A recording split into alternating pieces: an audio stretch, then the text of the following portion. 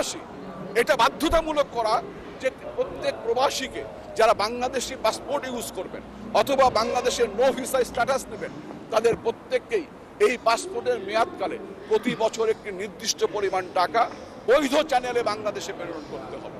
যদি তিনি বৈধ চ্যানেলে বাংলাদেশে প্রেরণ করেন, সরকারি সিস্টেমে প্রেরণ করেন, তাহলে তার পাসপোর্টটি নবায়ন হবে, তার নো ভিসাটি নবায়ন হবে।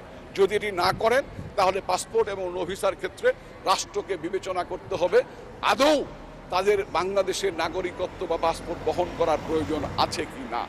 এই বিষয়টি আমি সরকারকে বিবেচনা করার জন্য সবিনয় অনুরোধ করি।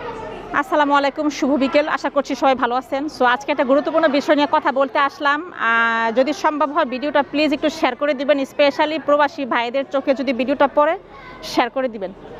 গত 2-3 দিন আগে জাতীয় সংসদ অধিবেশনে জয়পুরহাট 2 আসনের মাননীয় সংসদ সদস্য আবু সাইদ আল মাহমুদ স্বপন সাহেব একটা বাজেট উত্থাপন করেছেন। সেখানে তিনি বলেছেন যে প্রত্যেক প্রবাসীকে যারা বাংলাদেশি পাসপোর্ট ইউজ করেন তাদেরকে বছরে একটা নির্দিষ্ট অ্যামাউন্ট বৈধ উপায়ে সরকারি খাতে পাঠাইতে হবে, বৈধ উপায়ে দেশে টাকা পাঠাইতে হবে, ঠিক আছে?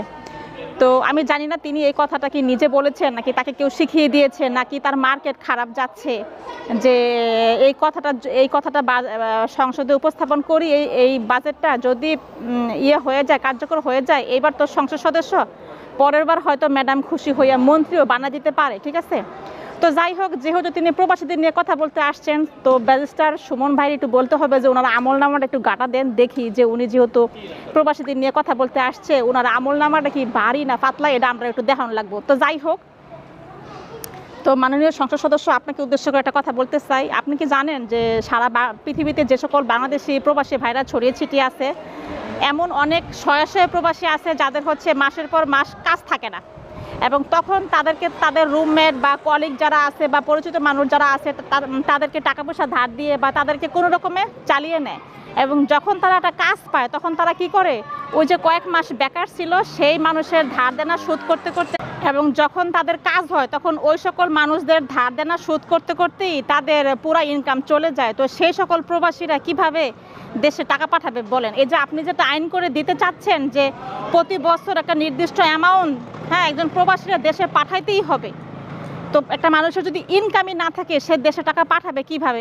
আর আরেকটা জিনিস খেয়াল করলাম যে আপনারা এমপি মন্ত্রীরা মাঝে মাঝে খালি দেখি যে প্রবাসীদের পিছনেই লেগে থাকেন। এই প্রবাসীদের কল্যাণের জন্য আপনারা কি উদ্যোগ নিয়েছেন? এই যে একজন প্রবাসী বাবা মা ভাই বোন নিজের বউ বাচ্চা সবাইকে ছেড়ে মাসের পর মাস বছরের পর বছর প্রবাসে পড়ে থাকে, কষ্ট করে ইনকাম করে দেশে টাকা পাঠায়, যে সকল প্রবাসীদের টাকায় অচল দেশটা সচল হইলো, আমাদের বাংলাটা সোনার বাংলায় পরিণত হইলো, সেই সকল প্রবাসীদের জন্য আপনারা কি করছেন?